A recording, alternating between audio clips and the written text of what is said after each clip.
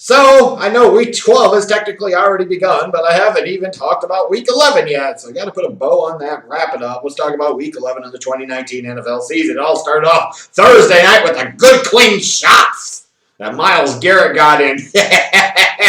But in all seriousness, Mason Rudolph should be thankful that's what the talk is about after last Thursday's game because he was terrible. His 4 picks helped the Browns beat the Steelers 21-7. Yippee-ki-yay.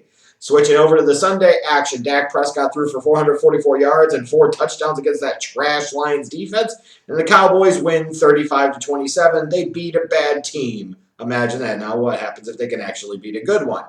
It's a good thing if you're a Jags fan that Nick Foles came back.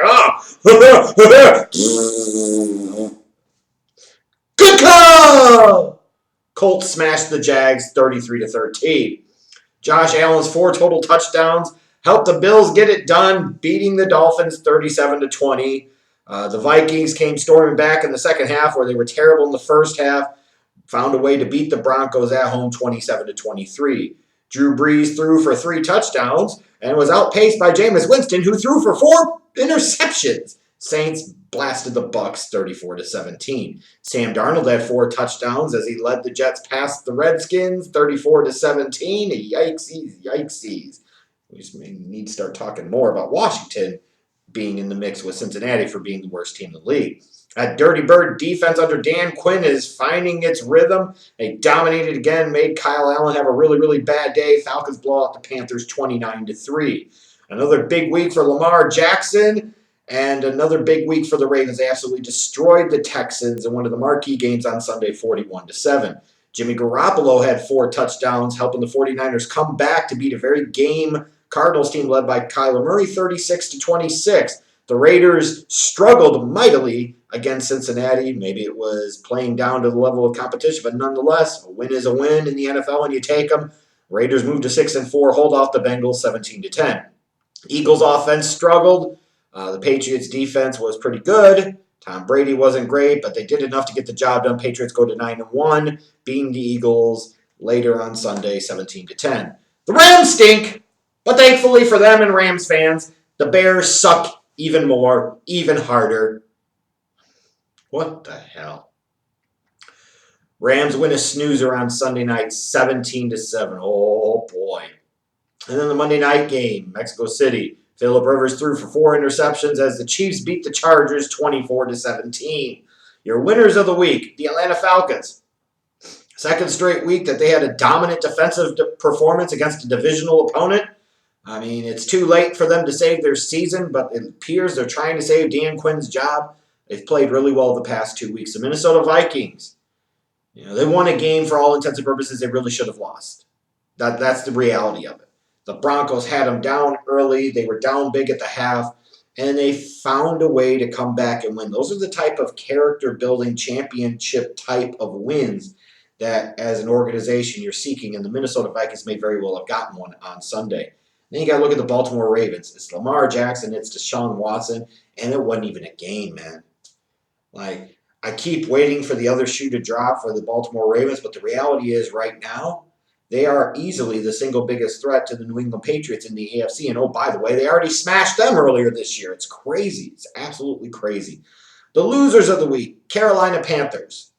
Going up against an Atlanta Falcons team that really has nothing to play for, whereas you still have a shot at the playoffs, and you go out there and get smashed like that. Not good. The Chicago Bears. A season that was supposed to hold so much potential, so much promise. Jeff should know better than to getting that emotionally invested and excited about a Bears team, because when they do, they always will disappoint. I knew better. Win against my gut instinct. Never again. And then, of course, Myles Garrett.